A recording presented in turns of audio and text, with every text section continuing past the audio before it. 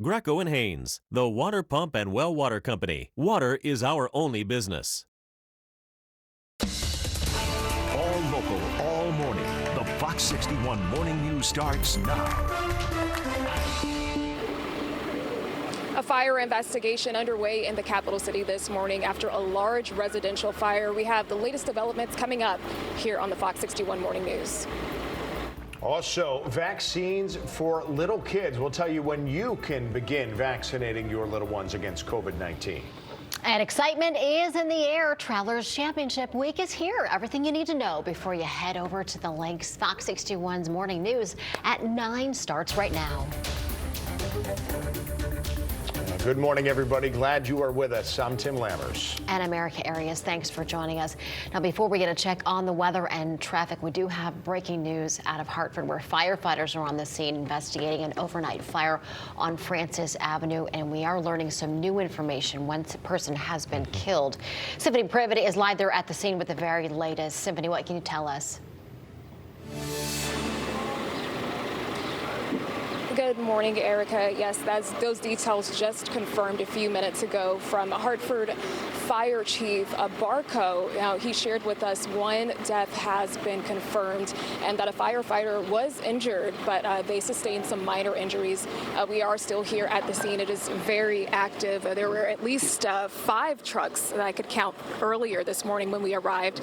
We learned the firefighters arrived here really early, around 7:30, and the chief tells us when they got here, the fire was just, so involved that it was coming out of the windows from the second floor of this building, and they had a really tough time trying to knock it out. So they had to work from the outside in order to get inside to even just make it into that residential area. Now, we have learned that the first floor of this building was a business, and there were 2 residents that lived on the second floor. I spoke to one of the residents who was able to escape that fire earlier this morning. He did not want to go on camera, but he told me, he woke up to go walk his dog, and when he came back, he noticed all of the smoke and tried to help his neighbor, but he was unsuccessful in doing that. The fire department arrived on the scene and knocked out the fire in a couple of minutes.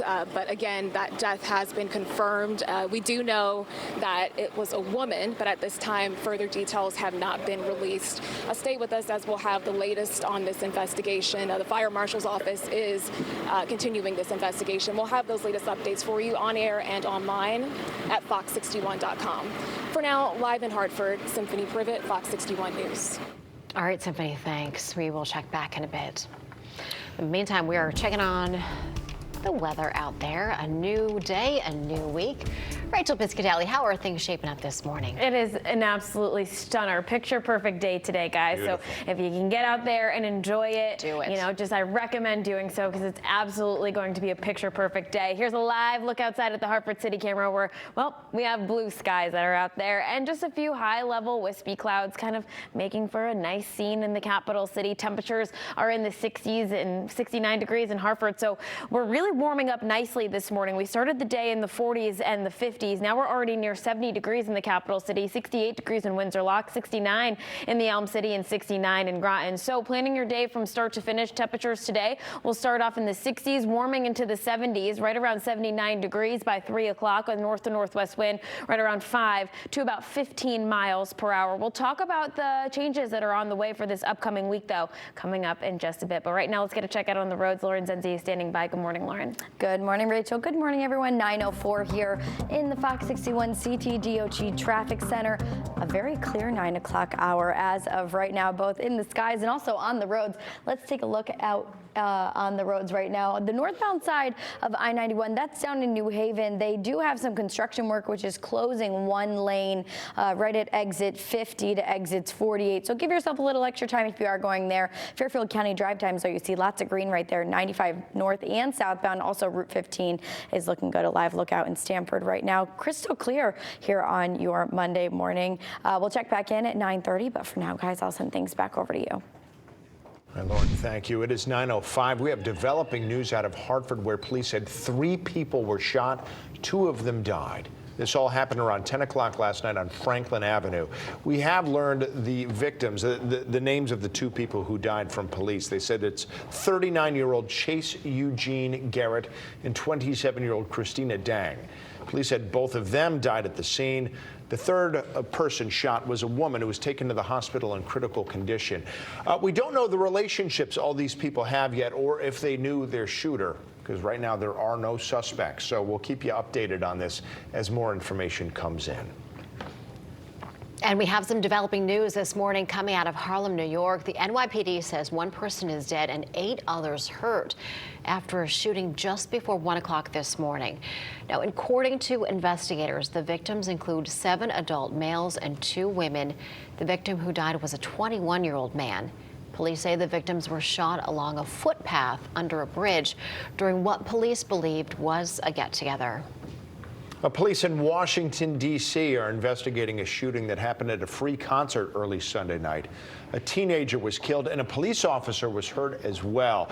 It happened at what they called Mochella in downtown D.C. to celebrate Juneteenth. Several disturbances broke out during the event, and as police closed down what they called the unauthorized concert. 2 adults, a teen, and the officer were shot at a location nearby. Police have not yet released the identities of the injured or the person who died, but a report from the department said the victim here, the one who died, was a 15-year-old. Police also said multiple minors were hurt earlier in a fight during one of those disturbances. A couple from Connecticut was rescued after the yacht they were on caught fire in New Hampshire over the weekend. Yeah, the pictures from the scene are pretty incredible. Take a look here. This is a photo of that yacht, along with the thick black smoke and flames coming out of it. Officials say they got a call just after 4 p.m. on Saturday near Little Harbor, that's in Newcastle. Investigators say 3 people and 2 dogs were rescued by other nearby boats. 2 of the passengers, 67-year-old Arthur Watson and 57-year-old Diane Watson, are from New Canaan. Despite efforts to save the yacht, it drifted into Maine waters and then eventually sank. The cause of the fire is being investigated.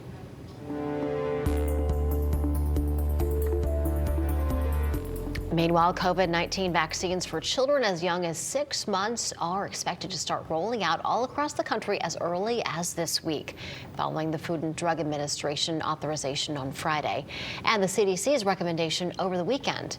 The CDC says both vaccines went through, quote, rigorous scientific review and are safe and effective in children under 5. Pfizer's vaccine will be 3 doses. Moderna's will be 2 shots.